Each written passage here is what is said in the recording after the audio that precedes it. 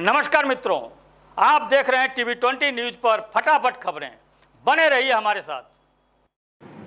Police अधीक्षक के निर्देश पर शराब और गो तस्करों के साथ ही अपराधियों के खिलाफ लगातार कार्यवाही की जा रही है। इसी के तहत जनपद आजमगढ़ के रानीसराय थाना पुलिस ने कार्यवाही करते हुए एक अवैध देसी रिवाल्वर व कारतूस 32 बोर तथा चोरी की मोटरसाइकिल के साथ 2 अभियुक्तों को गिरफ्तार कर लिया। वहीं थाना सराय में पुलिस ने 2 अलग अलग घटनाओं में 3 अभियुक्तों को गिरफ्तार कर उनके पास से भारी मात्रा में शराब के साथ ही अन्य सामान भी बरामद कर लिया है।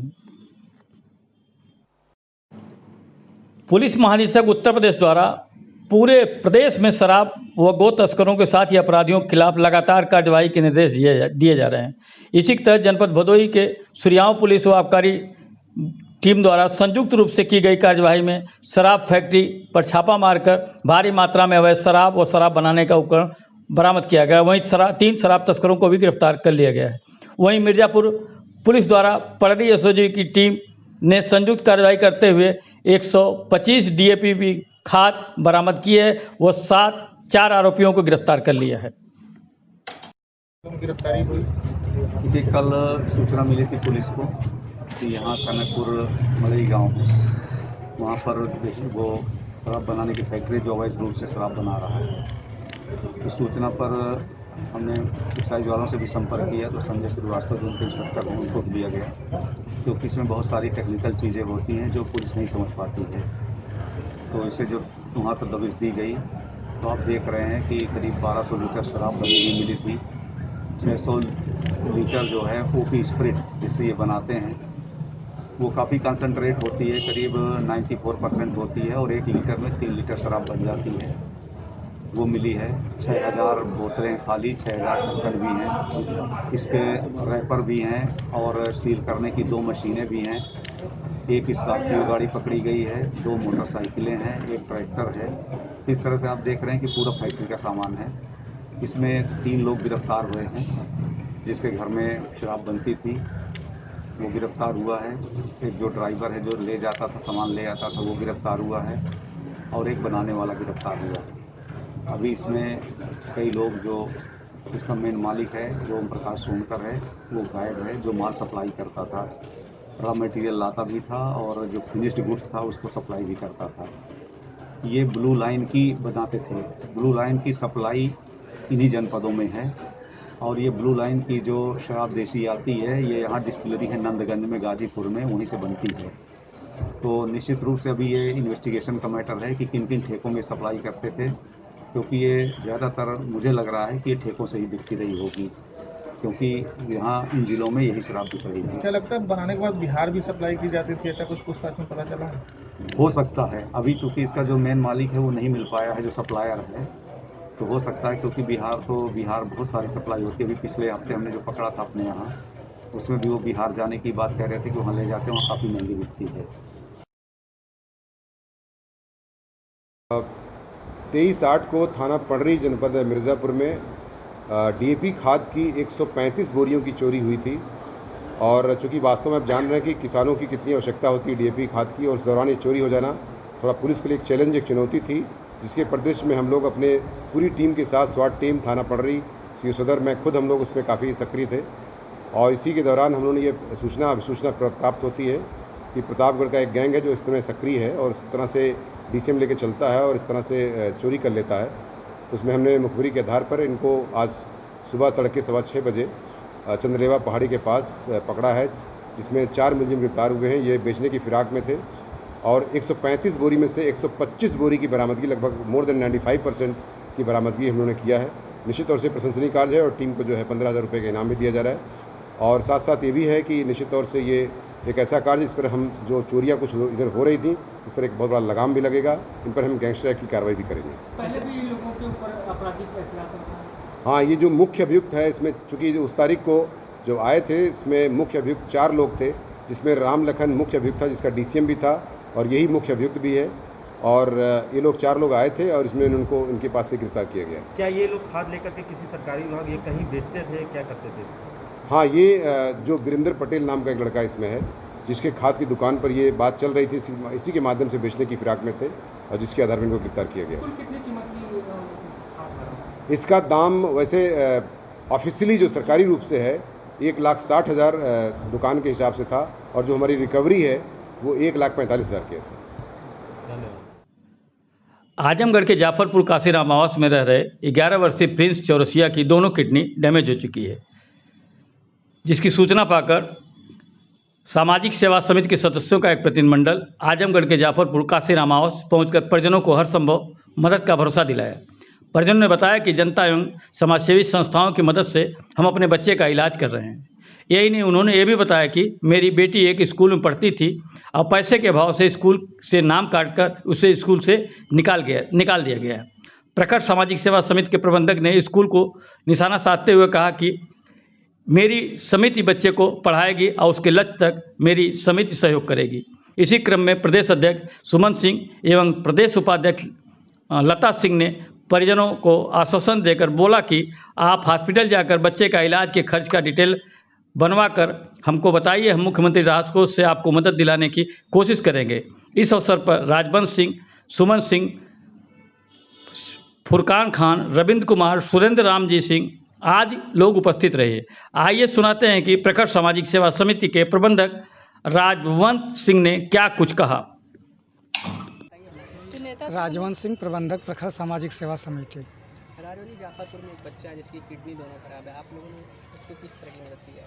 देखिए, हमें सूचना मिली कि जाफरपुर काशीराम आवास में एक बच्चा है जिसकी दोनों किडनी खराब है। परिवार अपना सब कुछ बेच करके जो है काशीराम आवास में आया, इस स्थिति पर आ गया है परिवार। तो हम लोगों ने प्रखर सामाजिक सेवा समिति की तरफ से संगठन के समस्त लोग मिल करके आज हम लोग यहाँ पर आए और आर्थिक मदद हमने किया है, और हमने आश्वासन दिया है कि हमारा संगठन अतिशीघ्र जो है आगे और भी उनका सहयोग करता रहेगा। उनका घर वालों का आरोप है कि सरकार की तरफ से किसी भी प्रकार की मदद नहीं की गई, क्या उस बातों को भी आप लोगों को तकलीफ है? देखिए, सरकार सहयोग कर रही है या नहीं, इस पर हम लोग कोई भी सरकार के ऊपर हम लोग कोई आरोप नहीं लगा रहे हैं, क्योंकि हम लोगों ने उनसे कहा है कि आप एम्स में इलाज करा रहे हैं, आप एम्स से एस्टीमेट बनवा करके लाइए, हम मुख्यमंत्री विवेका कोष से हम पैसा दिलाने का पूरा प्रयास करेंगे। पैसे के अभाव के कारण उनके बच्ची का एडमिशन से स्कूल से नाम काट दिया गया है। जी, नाम काट दिया गया है, प्रतिभा निकेतन में थी। मैं समस्त स्कूल वालों को भी मैं आपके न्यूज़ के जरिए बताना चाहता हूं, कम से कम आदमी के परिस्थितियों का भी आकलन करें। इस तरह का जो कार्य किया गया है इसकी हम कड़ी निंदा करते हैं, हमारा संगठन इसकी कड़ी निंदा करता है, क्योंकि सारी चीज़ें जानते हुए भी इस तरह की प्रतिक्रिया देना शायद उचित नहीं है। उत्तर प्रदेश में शिक्षकों के एक दूसरे जिले में तबादले की प्रक्रिया कोरोना के कारण रुकी हुई थी। अब कोरोना के बाद फिर जनजीवन सामान्य बनने की कोशिश के बीच तबादले भी शुरू हो गए हैं। उत्तर प्रदेश में बेसिक शिक्षकों के एक दूसरे जिले में तबादले को भी योगी सरकार ने हरी झंडी दे दी है। और बता दें कि उत्तर प्रदेश में 4500 बेसिक शिक्षकों को एक दूसरे जिले में स्थानांतरित किया गया है। और यूपी में सीएम योगी आदित्यनाथ के निर्देश पर बेसिक शिक्षा विभाग ने तबादले के आदेश जारी कर दिए हैं। सीएम के आदेश पर हुए अंतर जनपदीय तबादलों में महिलाओं, दिव्यांगों और सैनिकों के परिवार की महिलाओं को विशेष प्राथमिकता दी गई है। आजमगढ़ के सिधारी थाना क्षेत्र में लव जिहाद का एक ऐसा मामला सामने आया जिसमें एक युवक खुद को हिंदू बताकर एक ज्योति को प्रेम जाल में फंसा लिया और ज्योति का अश्लील वीडियो बनाकर आरोपी सलीम ने फेसबुक पर वायरल कर दिया, जिससे परिजन व ग्रामीण आक्रोशित हो गए। परिजनों की तहरीर पर पुलिस ने आरोपी सलीम नाग युवक को गिरफ्तार कर थाने लाई। वहीं दोनों गुट थाने पर ही भिड़ंत हो गई और ग्रामीणों ने युवक की जमकर पिटाई कर दी। तनाव को देखते हुए थाने पर भारी संख्या में फोर्स तैनात कर दी गई है। परिजनों के अनुसार युवक कट्टे के नोक पर ज्योति को उठा ले गया और उसका अश्लील वीडियो बनाकर सोशल मीडिया पर वायरल कर दिया था। वहीं पुलिस उपाधीक्षक नगर ने क्या कहा, इस घटना के बारे में आपको सुनाते हैं। क्या प्रकरण है सर? देखिए, कोतवाली सिधारी अंतर्गत एक घरवलपुर मोहल्ला है जिसमें एक सलीम नाम के लड़के ने एक लड़की को पट्टा दिखा करके उठा ले गया और उनका यह आरोप है कि उसके बाद उसने अपनी फ़ोटो भी ली है और लड़की किसी तरह अपनी जान बचा के भाग करके आई है, जिसके संबंध में तहरीर प्राप्त हुई है। इसमें संबंधित धाराओं में मुकदमा दर्ज किया गया है। 452, 354, 354 गलत, 506 आदि या किसी धाराएं लगाई गई हैं। विवेचना की जा रही है, जो भी प्रकरण है प्रकाश में आएगा जांच। अखिल गीत शोध दृष्टि अंतर्राष्ट्रीय शोध अर्धवार्षिक पत्रिका परिवार के लिए आज बड़े हर्ष का दिन है, क्योंकि आज पत्रिका परिवार ने अपने प्रकाशन के 10वें वर्ष में प्रवेश करते हुए अंक 13-14 एक साथ प्रकाशित किया है। यह पत्रिका भारत के 23 राज्य और विश्व के 4 देश जापान, कनाडा, नेपाल और मॉरिशस के साथ अपने लेखकीय प्रसार से भारत राष्ट्र की सेवा में सतत लगा हुआ है। यह अंक भी अन्य अंकों की तरह बहुत गौरवशाली है। इस अंक में कुल 49 विद्वानों के शोध पत्र 252 पृष्ठों में प्रकाशित है। आप सभी को अवगत कराते हुए यह भी प्रसन्नता है कि इस प्रकाशन के लिए गठित निधि शैक्षिक एवं शोध संस्थान आजमगढ़ का यह 20वां अंक है। इस अंतर्राष्ट्रीय शोध पत्रिका की संपादक डॉक्टर गीता सिंह शिक्षक श्री की साहित्यिक सेवा की विकास यात्रा लगातार अग्रसर है।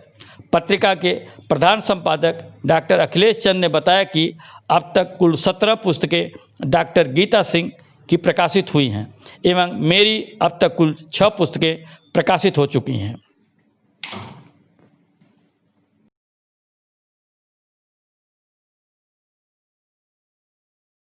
जिलाधिकारी राजेश कुमार ने बताया कि 19 सितंबर 2020 को जनपद में नोवेल कोरोना संक्रमण के पूर्व प्रेषित सैंपल की जांच रिपोर्ट आने के उपरांत जनपद आजमगढ़ के विभिन्न क्षेत्रों में कोरोना संक्रमित की पुष्टि हुई है, जिस कारण जनपद के विभिन्न क्षेत्रों में 22 कंटेनमेंट जोन और बनाए गए हैं। इन क्षेत्रों कंटेनमेंट जोन में अंदर बाहर या किसी भी व्यक्ति को आने जाने का परमिशन नहीं होगा। ऐसी स्थिति में जो चिकित्सीय आपातकालीन स्थिति और आवश्यक वस्तुएं सेवाओं की आपूर्ति संबंधित हो, इस संबंध में भारत सरकार स्वास्थ्य मंत्रालय कल्याण मंत्रालय द्वारा जारी गाइडलाइन का अनुपालन सुनिश्चित किया जाएगा। पुलिस अधीक्षक जौनपुर द्वारा गैंगस्टर 1 के तहत संपत्ति की जब्तीकरण हेतु की जा रही कार्रवाई के क्रम में साथी अपराधी व लुटेरे अश्वनी सिंह उर्फ पिंटू रामपुर चक्के खालिशपुर थाना केरावत के विरुद्ध गैंगस्टर 1 की कार्रवाई की गई है। गैंगस्टर 1 की धारा 14(1) के तहत जिला मजिस्ट्रेट जौनपुर के आदेश के क्रम में अवैध रूप से अर्जित धनराशि से एक मकान बनाया गया है, जिसकी कीमत लगभग 50 लाख बताई जा रही है, जो थाना केरावत पुलिस व प्रशासन द्वारा कुर्की की मुनादित कराते हुए जब्त की गई है। तो इस प्रकार की कार्यवाही से अपराधियों में भय का माहौल व्याप्त हो गया है और आगे भी इस प्रकार की कार्यवाही अपराधियों के विरुद्ध की जाती रहेगी, जो अपराध जगत से अवैध रूप से धन का अर्जन किए हैं।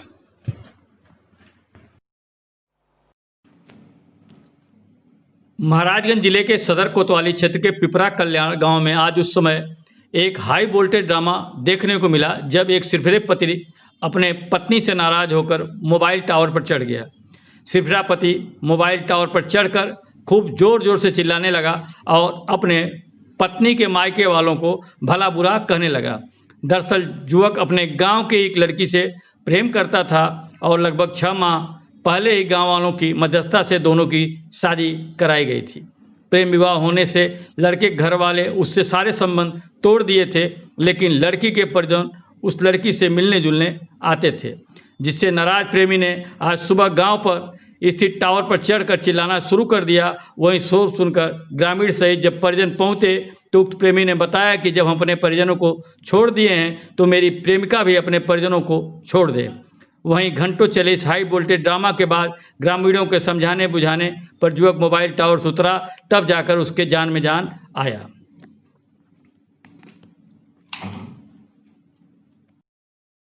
यूपी के गोरखपुर जिले के शाहपुर इलाके में बसारतपुर पानी टंकी के पास रविवार को बाइक सवार बदमाशों ने दिन दहाड़े मां बेटी को गोली मार दी और फरार हो गए। तो बता दें कि गोली लगने से घायल हुई मां बेटी का उपचार मेडिकल कॉलेज में चल रहा है, जहां दोनों की हालत गंभीर बताई जा रही है। मौके पर पहुंची पुलिस टीम मामले की छानबीन शुरू कर दी है और पुलिस ने पूरे इलाके की नाकाबंदी कर रखी है। रमेश कुमार गटा, संयुक्त सचिव राष्ट्रीय आपदा प्रबंधन, गृह मंत्रालय, भारत सरकार की अध्यक्षता में 3 सदस्यीय केंद्रीय टीम द्वारा तहसील सगड़ी क्षेत्र के अंतर्गत बाढ़ प्रभावित क्षेत्रों में बाढ़ से हुई क्षति का स्थलीय निरीक्षण किया गया।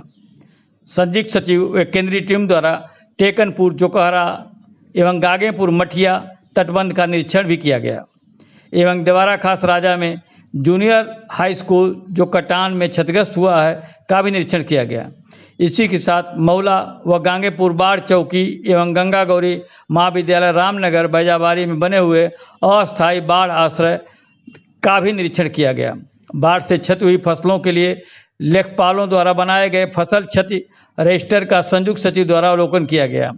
इसी के साथ ही बाढ़ से जो क्षति हुई है उसका आकलन करके बाढ़ मेमोरेंडम भेजने हेतु संयुक्त सचिव ने एसडीएम सगड़ी को निर्देश दिया। बाढ़ के दौरान जो ग्रामीण सड़क क्षतिग्रस्त हुई है उसकी मरम्मत कराने के लिए संबंधित अधिकारी को निर्देश दिए गए। इस अवसर पर जिलाधिकारी राजेश कुमार, अपर जिलाधिकारी वित्त गुरु प्रसाद, एसडीएम सगड़ी, एसडीएम सदर, joint magistrate Gaurav Kumar, CMO doctor A K. Mishra, नायब तहसीलदार सगड़ी मयंक मिश्रा सहित संबंधित अधिकारी व कर्मचारी मौके पर उपस्थित थे। आजमगढ़ के गंभीरपुर थाना क्षेत्र के ग्राम गौरी गांव के कुछ दबंग किस्म के लोगों ने गांव के ही रहने वाले व्यक्ति को बुरी तरह से मारा पीटा। वहीं पीड़ित शहजाद ने बताया कि गत दिवस 15 सितंबर को हम अपने खेत में गए थे। वहीं दानिश हमारे आम के पेड़ के नीचे से मिट्टी उठा रहे थे। जब हमने उन्हें मना किया तो दानिश गाली गलौज देने लगा। तभी दानिश का भाई अजमल व सलीम आए और सब मिलकर हमें मारने पीटने लगे, जिसकी शिकायत हमने थाने पर की। 16 सितंबर को मुकदमा दर्ज किया गया, पर अब तक आरोपियों पर कार्रवाई नहीं हुई, जिससे दबंग आरोपियों का मनोबल बढ़ रहा है और आए दिन जान से मारने की धमकी दी जा रही है। वहीं पीड़ित शहजाद ने कहा कि अगर हमारे साथ कोई घटना घटती है तो सारी जिम्मेदारी स्थानीय थाना गंभीरपुर पुलिस को होगी। आइए सुनाते हैं कि पीड़ित शहजाद ने और कुछ क्या कहा। उसके बाद गया थाने पे, तो थाने पे एफआईआर वो मैं दरखास्त लिख के दिया। थाना कौन सा था? गंभीरपुर थाना था। तो दरखास्त लिख के दिया, लेकिन कोई कार्रवाई नहीं हुई उसमें। यशो साहब कोई कार्रवाई नहीं की? यशो साहब को नहीं, कोई भी कार्रवाई नहीं हुई। अच्छा। उसके बाद फिर मैं दूसरे दिन गया, तब उसके बाद उन्होंने एनसीआर लिखा। अच्छा, एनसीआर लिखा। फिर उसके बाद मेडिकल हुआ। उसके बाद फिर मैं चले आया घर, लेकिन अभी तक कोई न पुलिस आई है, न कोई कार्रवाई हुई है, न कोई गिरफ्तारी हुई है। कोई कार्रवाई नहीं हुई? कोई कार्रवाई नहीं हुई है। उन लोग गिरफ्तारी भी नहीं हुई? गिरफ्तारी भी नहीं हुई है। एफआईआर दर्ज हो गया? हाँ, सब कुछ हो गया है। एफआईआर दर्ज होने के बाद भी गिरफ्तारी नहीं हुई? नहीं हुई। अच्छा। मुख्यमंत्री द्वारा उत्तर प्रदेश में फिल्म निर्माण की घोषणा से कलाकारों में खुशी की लहर दौड़ गई है। उत्तर प्रदेश में सैकड़ों सिनेमा जगत के लोगों को जोड़ते हुए फिल्म सिटी निर्माण के लिए पूर्वांचल की धरती आजमगढ़ से जोरदार पहल करने वाले AR एंटरटेनमेंट के फिल्म और event director Arvind Chitransh film अभिनेता ने कहा कि हमारी गलती है कि हम मुंह उठाकर धक्के खाते हुए महाराष्ट्र पहुंच जाते हैं। हिंदी और भोजपुरी सिनेमा बनाने हमें समझना होगा कि कोई भी सिनेमा अपनी भाषा से जुड़ा होता है। अरविंद चित्रांश ने कहा कि इस कड़ी में TV20 न्यूज चैनल हमेशा कलाकारों को आगे बढ़ाने का एक माध्यम देता है। चैनल कलाकारों का दर्द समझते हुए उत्तर प्रदेश में फिल्म निर्माण की पहल को मजबूती से अपने चैनल के माध्यम से बनाए हुए है। उन्होंने कहा कि दक्षिण भारत में साउथ की फिल्में कन्नड़, मलयालम, तमिल, तेलुगु अपने अपने भाषाई क्षेत्र आंध्र प्रदेश, कर्नाटक, केरल और तमिलनाडु में बनती है और हम उत्तर प्रदेश, बिहार, छत्तीसगढ़, झारखंड, दिल्ली, हरियाणा आदि प्रदेशों से मजबूरी और अभाव में अपनी बोरिया बिस्तर बांधकर धक्के खाते हुए फिल्म और टीवी कलाकार, निर्माता, निर्देशक हिंदी सिनेमा बनाने में महाराष्ट्र में चले जाते हैं। वहीं दर दर की ठोकरें खाते हुए अपना सब कुछ न्यौछावर करने के बाद भी बाहरी आउटसाइडर कहलाते हैं। हिंदी प्रदेश वाले ही महाराष्ट्र में जाकर हिंदी सिनेमा को ऊंचाई के साथ मजबूती प्रदान करते हैं। अब वक्त आ गया है कि हिंदी प्रदेश में हिंदी सिनेमा बनाना वह तब संभव है जब उत्तर प्रदेश में film city, studio, editing, mixing, colouring, sensor board आदि बड़े पैमाने पर बनाया जाए। नहीं तो कितना भी जोर लगा दीजिए, बयानबाजी होती रहेगी, टीवी डिबेट होता रहेगा, लेकिन कुछ भी हासिल नहीं होगा। ऐसे ही कुछ फिल्म और टीवी कलाकार और निर्माता, निर्देशक घटना दुर्घटना के शिकार होते रहेंगे।